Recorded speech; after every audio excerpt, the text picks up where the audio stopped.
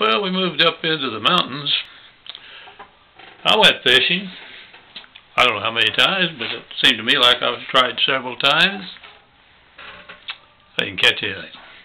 I'd get bites, nibbles, but I either set the hook too quick, I don't know. I just didn't catch any fish. I guess it was because I really only fished for catfish and for perch, a bass or two.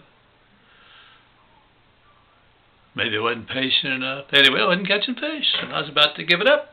Can't catch these doggone trout. And of course, everybody talked about trout, trout, trout, like it's the only fish in the world.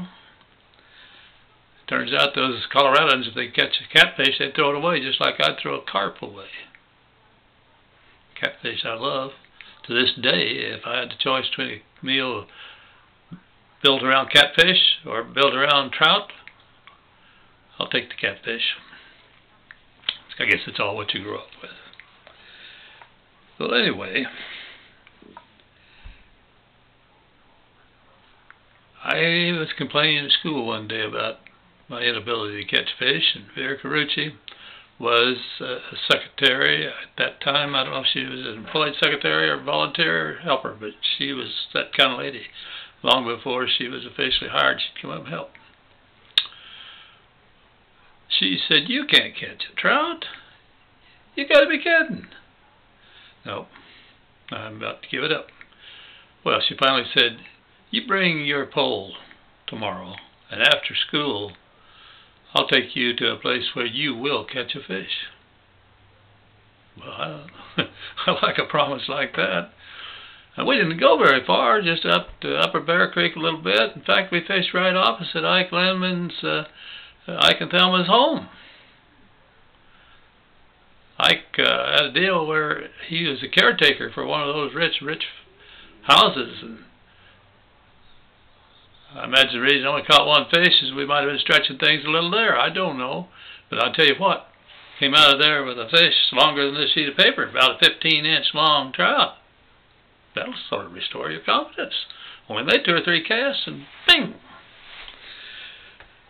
Well, we fished, I don't really remember, but over the years I fished at times with Larry and Vera. And Larry and Vera are real fishermen. Larry tied his or their own flies.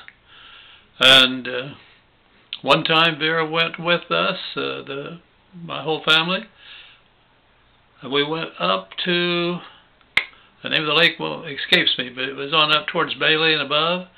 A good-sized lake, a stream, nice stream coming in, and we caught a lot of fish up there. And while we were there, our little Rhonda, but not very old then, caught her first fish, and she's still a fisherman. And a lot of it goes back to Vera CARRUCCI. Well, the years went by. We were back in Evergreen for some summers, thanks largely to Mrs. Olson, Mildred Olson.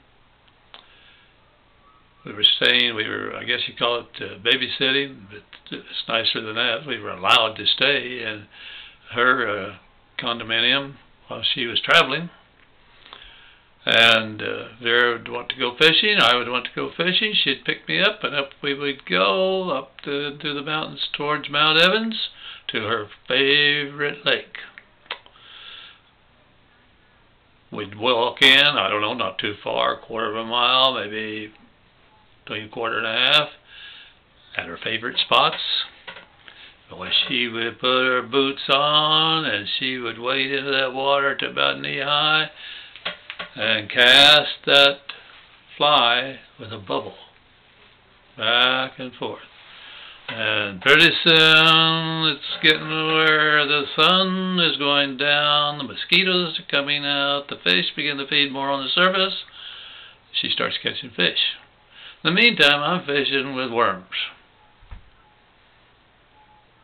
Sometimes they gooey bait. I catch a few fish, but before the evening's over, invariably, Vera catches more fish. It just amazed me. That one was 10, 15 years older than me, and she would stand there and cast, stand there and retrieve, stand there and cast. I'm tired. I'm sitting down, half laying down, waiting for that fish to give me a tug. Well, guess what? Vera, and I'm sure Larry, firmly believed and believes to this day that, Larry's gone, but Vera, I'm sure, still believes that best fishing is after the sun goes down and it's really beginning to get pretty dark. So you really do, you fish until it's dark 30 before you give it up and start out of there, and you got to climb up and around through some trees, down a trail. I always thought, my gosh, what if she falls? What if something happened? And she'd just poo-poo that. Well, what if something happens to you? I'll get you out of here. Well, I guess I'd get you out. But the years went by. My health did deteriorate further. She had some knee surgery. I got chicken. I was a little afraid of it. So it's been quite a while since we've been fishing at her favorite lake. But if I was to be back up there this summer, and if she was to ask again, who knows? We might give it a try. She'd do all right. The question would be, how about you? Can you get in and out? I think so. I'm getting pretty stove up.